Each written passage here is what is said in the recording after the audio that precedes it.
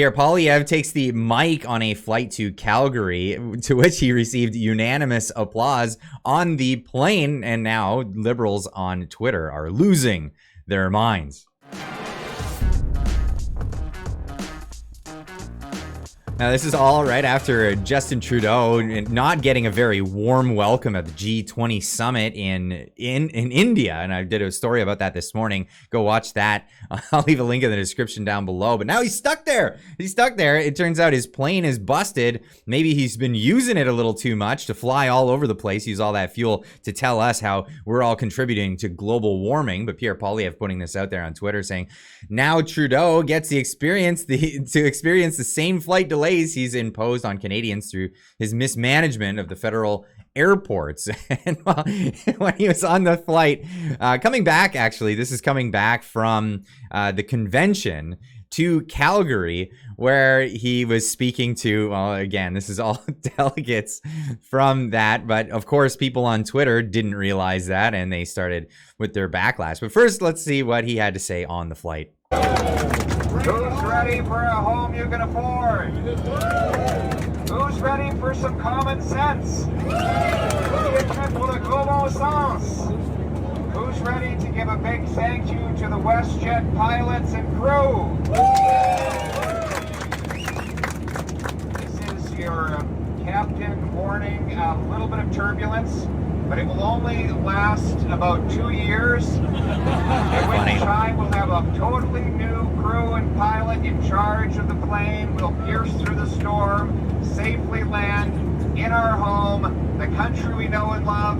Your home, my home, our home. Let's bring it home. Let's bring it home. Now, this video was posted by Jennifer Ellie on Twitter. It's not every day you get a speech like this on the plane. Pierre Poilievre on our flight to Calgary. Of course, she followed this up with a before you get upset about Pierre Poilievre speaking on the plane. This was a flight specifically added by WestJet for their own customers attending the convention so he could get home. It was all delegates, but the delegates were on this plane, but the delegates are on Twitter losing their mind about it. Of course, again, in the notes, it explains that this was put on by WestJet for their own employees, but people, of course, will lose their mind. Steve Ray here pointing out the incoming WestJet apology once the lefties get a hold of this. Well, what do you get a hold of this? Jann Arden, the washed-up singer, is really upset about this. Hey, WestJet, you and I will not be doing business ever again. What a threat. What a threat. This is so ridiculously disappointing. Wow, okay, why? But anyway, people obviously getting upset. Anytime a corporation does anything that maybe would align politically with the right. I mean, we've seen a lot of left-leaning political corporations as of the past few years, at least anyway. And a lot of people, choosing not to do business with them with their overt stuff. I mean, this is just them having a plane for the delegates to go back and, is that enough to end your business with them? Maybe if you're a snowflake. Here's some more snowflakes. Border City Wantifa. Might need a wambulance after this. This tweet. This is ridiculous, inappropriate. It just not funny. Oh, it's just not funny. Well, it is funny. It's funny laughing at all these people that are so upset about a little speech on an airplane. While I'm not surprised WestJet supporters are far-right conservatives, I am shocked that they would be allowed to share it so publicly. You're allowed to be in a free society and live in a free society, but if you work for a company, you're not allowed to say things publicly. This is offensive, and it makes me seriously question their judgment. Flying should be relaxing at a safe space for everyone, for all the snowflakes out there that are melting over this. It is just unbelievable. It's funny. It's hilarious. Glenn Bowerman on Twitter saying the way I would demand flight vouchers for the next 2 years for having to listen to this stuff. Of course, I'm sure he would go right to the counter immediately after getting off this flight and pulling a full bore Karen on the people at the counter as he's demanding here. Pierre showing off his white privilege. Imagine being a brown guy trying to do the same speech on an airplane a day before 9/11. Okay, got it. Yeah, okay, whatever. Chris Muise, I don't know. If this happened to me on a flight that I was on, I demand a refund on my ticket. If he wants to feed me and add If he wants to feed me and add on an ad on my flight, he could pay for it. Okay, well, he did pay for it anyway. Crispy saying, WestJet, this is very disappointing. Allowing anyone to make a political statement to all of your passengers on this flight would be very much wrong. Not everyone wants to hear that message. Very poor showing. Again, it just keeps going. It's amazing. I demand a refund. This is BS. Goodbye, WestJet. Your political leanings are gross. I wouldn't buy a ticket from your airline if it meant never flying again. I doubt somebody like this even flew with WestJet in the first place. And if you did, you probably enjoy the lower price, because usually WestJet is one of the lower prices.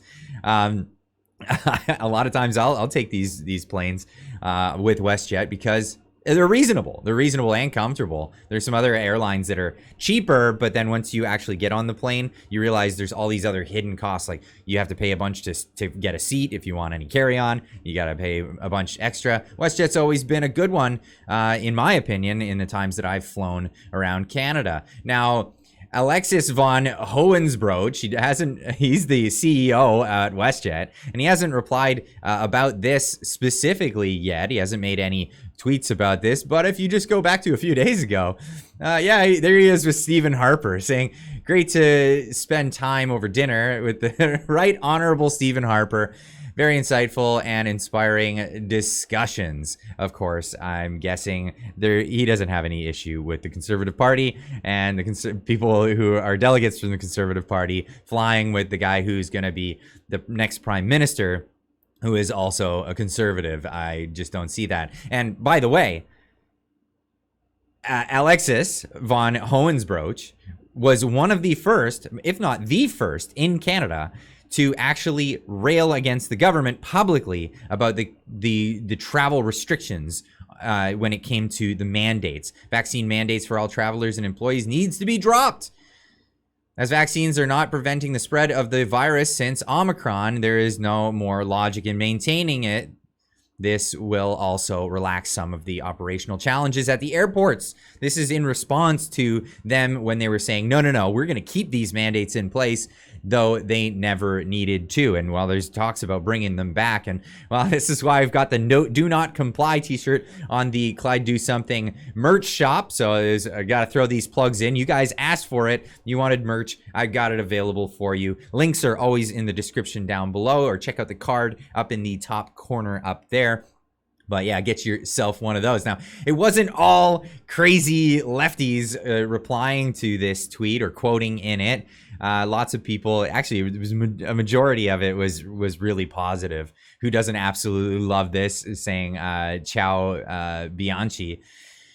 Lots of good stuff. The last time I saw a Canadian political party leader make a speech on a plane, it was Trudeau admitting he worn blackface more times than he could remember.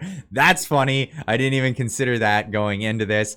Michael saying, what's the chances the current PM could hop on a flight with regular working class Canadians like this without fear of getting chucked off the plane at altitude? I say right around 0. Absolutely. Why are the Liberals so upset about this post? Because Pierre sounds happy, engaged with Canadians, and he's just commonly likable. And that is the complete opposite of what the Liberals are saying he is. It's the complete opposite of who Trudeau is. Trudeau couldn't sit on here, as the previous one said, with working class or regular Canadians. He can't really go anywhere. in Canada or around the world. We saw the amazing welcome that he got in India. And here's this was amazing. This was Kian Bexty, and he was interviewing Rodriguez, and this was outside of the convention because the Liberals went there to make it a point that they couldn't get into the convention. They just wanted to make a stink. Why make a stink? You're the ruling party right now. Why make a stink? Oh, that's because you're not going to be as soon as Canadians are allowed to have an election. And well, this is a great question. Much possible. As your poll numbers drop, will you be continuing to maintain strategy, or do you have plan to change the direction of government, seeing how dramatically your poll numbers have dropped in Quebec and across the country? Well, we don't make decisions based on polls, right? Yeah, you do. As I was saying in French, it's my 8th election. I had black hair when I started this, and I've seen good polls, bad polls. You don't make your decisions based on that. And the real poll, as you know, is the election, and there's no election in the near time soon. The only well, that's the thing, that there is no election in the near time soon. We don't have one coming up at all. And well, there's been speculation that maybe there could be an election coming up. I don't see it happening. I don't see the Liberals wanting to relinquish the power that they have. Right now, the polls are swinging hard to the right. And if there were an election tomorrow, it looks as though the Conservatives would win a majority. And it's only going to get worse. It's only going to get worse. But my prediction is that Trudeau wants to stick around in power as much as he can to get as much passed in the time that he has, because he knows that he's buried the Liberal Party. They're done. The Conservatives are going to be the next to take the helm. This is the direction that the polling is going anyway in Canada. But of course, Vesper with the perfect design here, showing this off that, yeah, Trudeau must go, and he's taken the Liberal Party out with them.